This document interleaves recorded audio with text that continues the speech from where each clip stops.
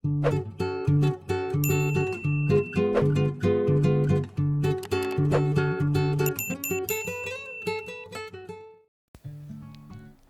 everyone, Assalamualaikum warahmatullahi wabarakatuh.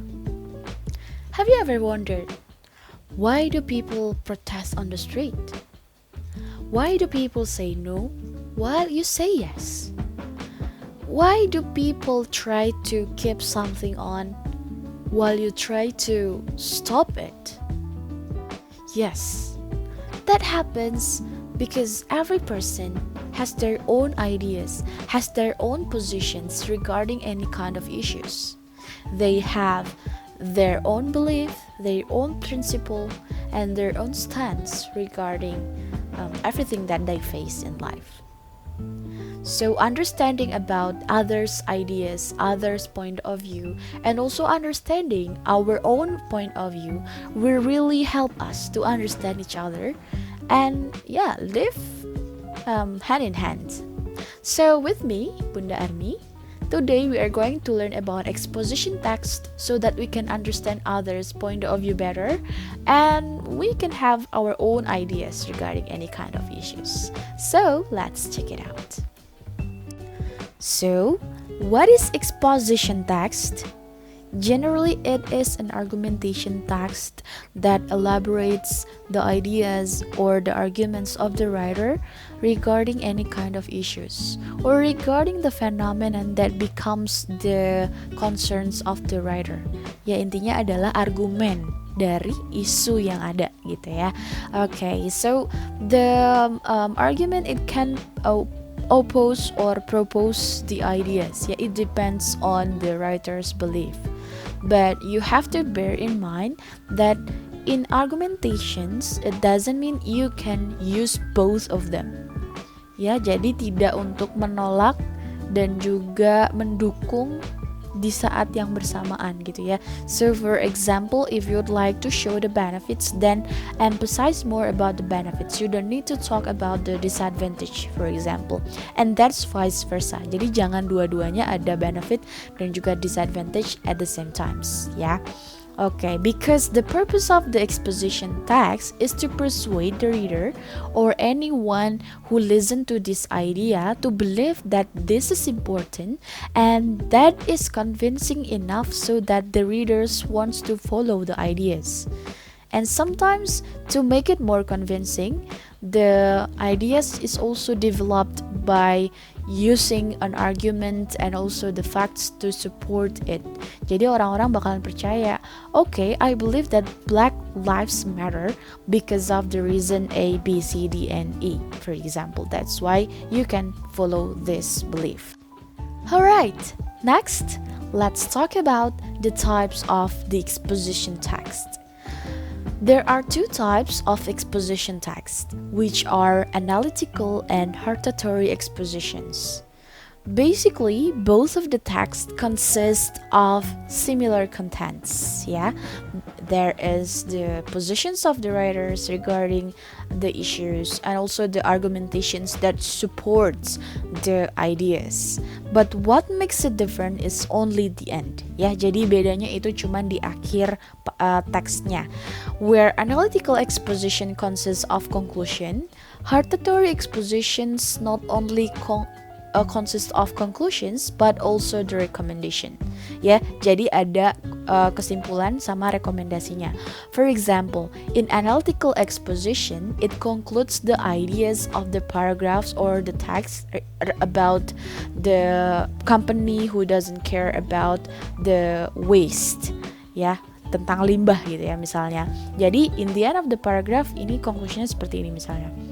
So, based on the argument that I have mentioned above, I believe that the company who doesn't care to their waste should be punished, misalnya kayak gitu. That's it. Kemudian kalau misalnya hortatory exposition, selain yang tadi sudah disebutkan tentang conclusionnya, dia juga menyebutkan tentang rekomendasi. What should the stakeholder atau the actor do regarding these issues? Misalnya kayak gini ya tadi, based on the argument above, I believe that the company who doesn't care should be punished. as I can recommend to the government should be give the rule as strict as possible toward the company, and give as many punishment as possible if the company broke the rules, for example. Jadi ada yang apa sih yang harus dilakukan jika ini terjadi, apa yang harus dilakukan kalau misalnya si reader setelah membaca ini misalnya. Jadi only that's the difference. Okay, got it? Then, let's talk about the structure of exposition text. When you are reading or writing an exposition text, you need to pay attention on these three main parts, which are thesis, arguments, and conclusions or recommendation. First thing first, let's talk about the thesis. Generally, you can find thesis in the very first paragraph. Yeah, this is the introductory paragraph to show or indicate the writer's point of view. For example, when we are talking about violence toward women, then in this paragraph, you are introducing the issues first. Misalnya kalian bisa ngomongin background tentang violence towards women sekarang tuh kayak gimana gitu ya, misalnya kekerasan dalam rumah tangga dan segala macam gitu, and then you say that why is it important to talk about this, and then you show your point of view regarding this. Misalnya kalian percaya bahwa ya I believe that the violence toward women should be stopped, misalnya kayak gitu kan. Nah baru kalau kalian sudah selesai, and then you can move to the next part, which is on the arguments. So what is arguments? Arguments is basically the opinions that support the writer's point of view regarding the issues gitu ya. Kalau tadi ngomongin tentang stopping violence toward women, berarti argumentsnya harus ngasih tahu, harus ngebuktiin bahwa kenapa sih violence itu harus di stop, why violence towards women should be stopped. Misalnya argumentsnya ada beberapa sektor gitu ya.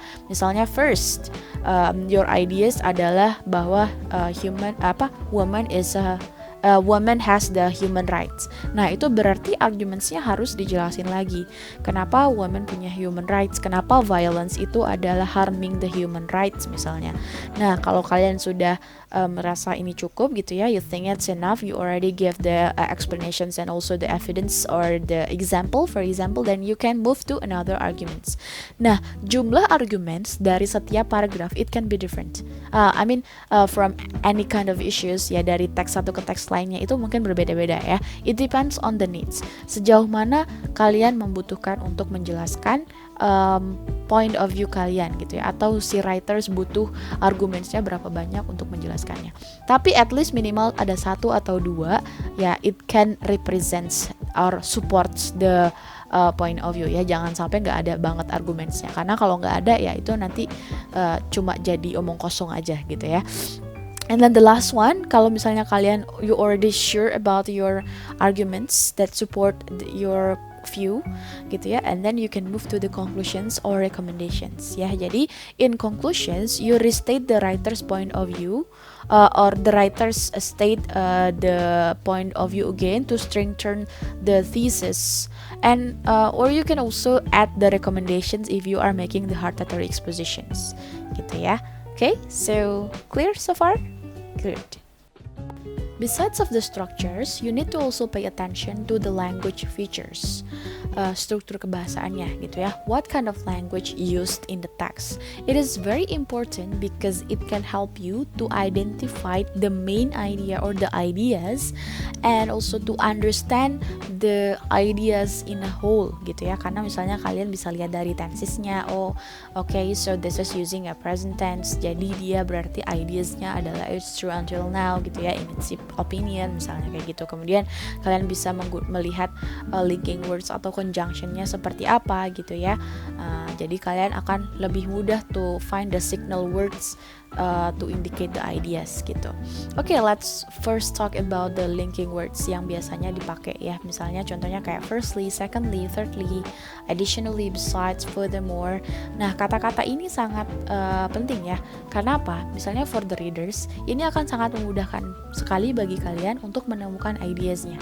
Misalnya kalau in the arguments part ada kalian temukan firstly, secondly, berarti kalian akan dengan mudah menemukan okay, first idea berarti yang ada signal wordnya adalah firstly.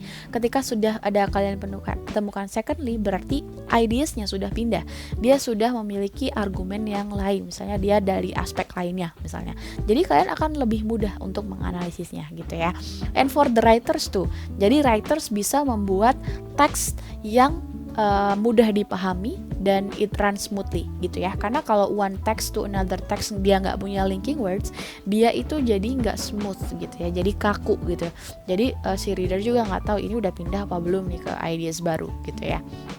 Oke, dan gimana sih cara menggunakan linking words? Nah, it's usually used in the very first sentence ya, first sentence, dan dia biasanya pakai koma. Contohnya, firstly, the girl power is should be considered because it's very powerful, misalnya kayak gitu. Oke, kemudian additionally, selain itu gitu ya, atau tambahannya gitu. Nah, kalian bisa yang lain lagi gitu.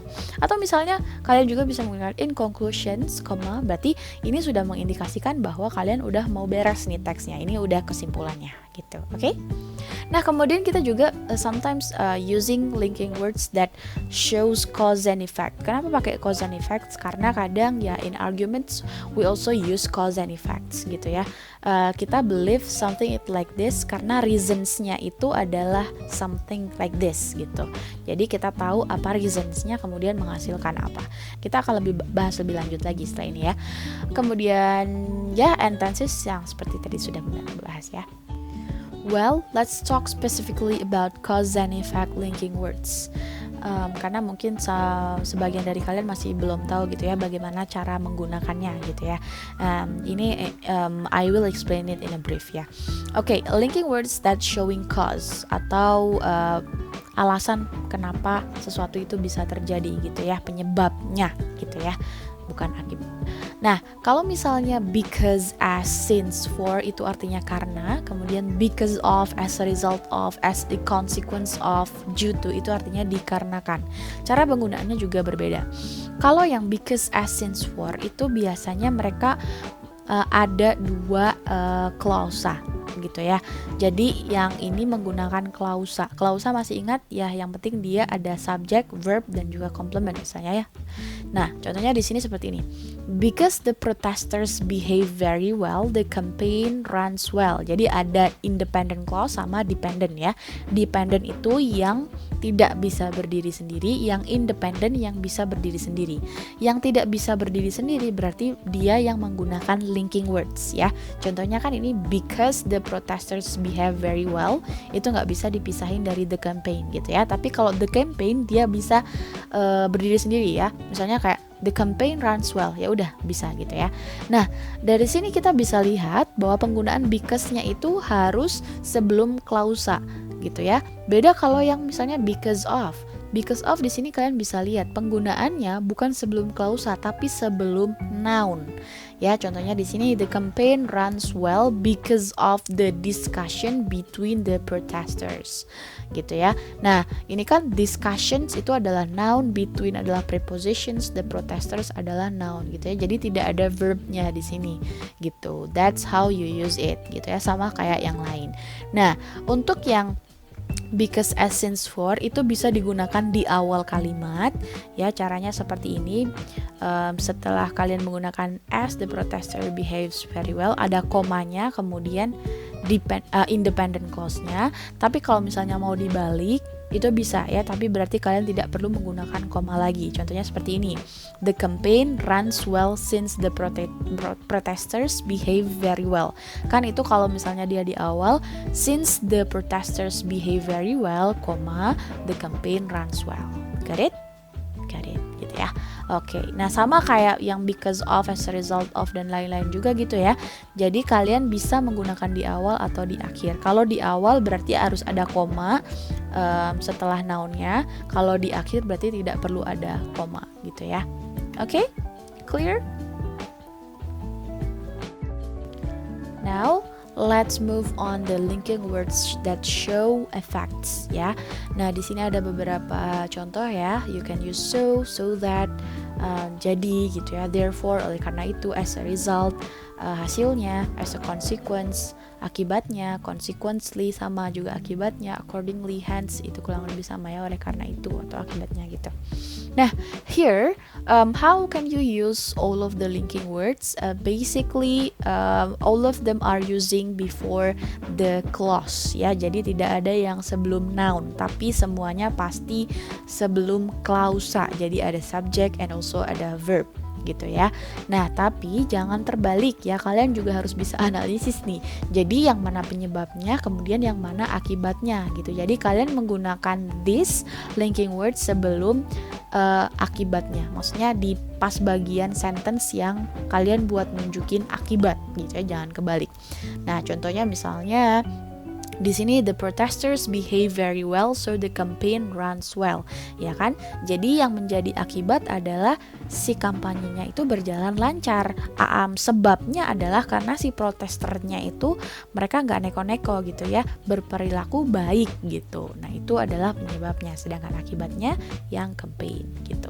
Nah tapi kalau untuk penggunaan so itu khusus dia bisa di dalam satu sentence ya. Jadi misalnya kalian menggunakan koma dulu setelah cause-nya, kemudian kalian bisa langsung so the campaign bla bla bla. Tapi kalau pakai so that itu tidak perlu pakai koma. Nah, beda sama therefore, as a result dan kawan-kawan gitu ya. Mereka itu biasanya tidak dalam satu sentence, tapi mereka ke sentence baru gitu ya. Biasanya di awal kalimat in the first sentence, the beginning of the sentence, kemudian ada koma baru klausanya gitu. Contohnya gini, the protesters behave very well, therefore the campaign runs well. Sama seperti yang lainnya juga gitu ya. Oke, clear? Alright, after talking about the characteristics of the exposition text, now let's move to the example of the exposition text. Here I have provided the example of analytical and hortatory expositions. But first, let's talk about the analytical expositions.